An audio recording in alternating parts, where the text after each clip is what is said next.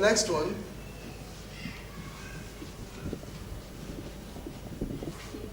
All right.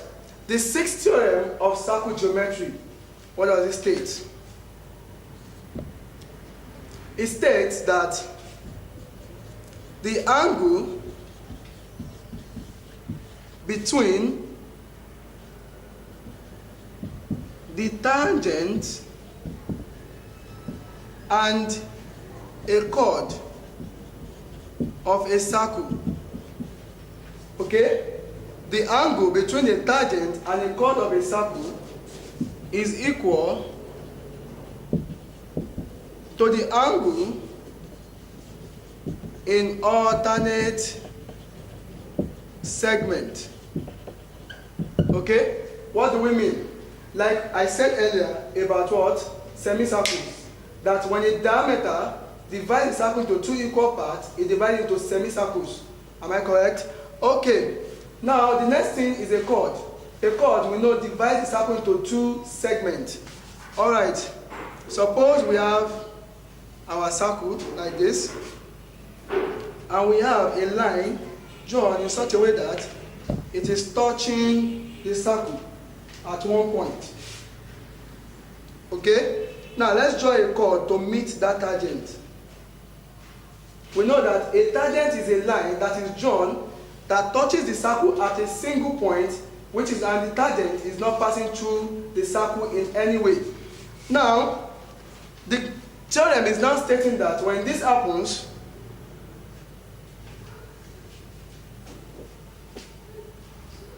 the angle between the chord and the tangent will be equal to the angle in the alternate what? Segment. Considering it, this is the what? Angle we are considering here, and this is the segment, is one segment which we call the major segment. Why is that? Because it is the bigger part of the division. And also we call this what? The minor segment, because it is smaller part of the what? Division. The alternate segment to this angle is this segment, and the angle we can find there is the angle on this side. Let me label my diagram. Okay? And this is our center of the circle. So what this is saying is that what? The angle DCA, or you can also say ACD, the angle ACD will be equal to that angle in the what? Alternate segment, which is this angle. And by looking at the labeling, it will be what? ABC. ABC. Okay. So to illustrate that, we are going to come up with what? An example.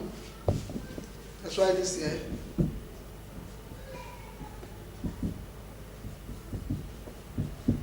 Okay. Suppose we have an example like this.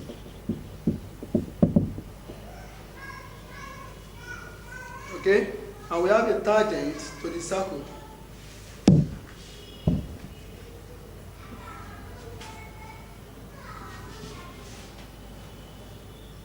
And we have a chord that touches the what? The tangent.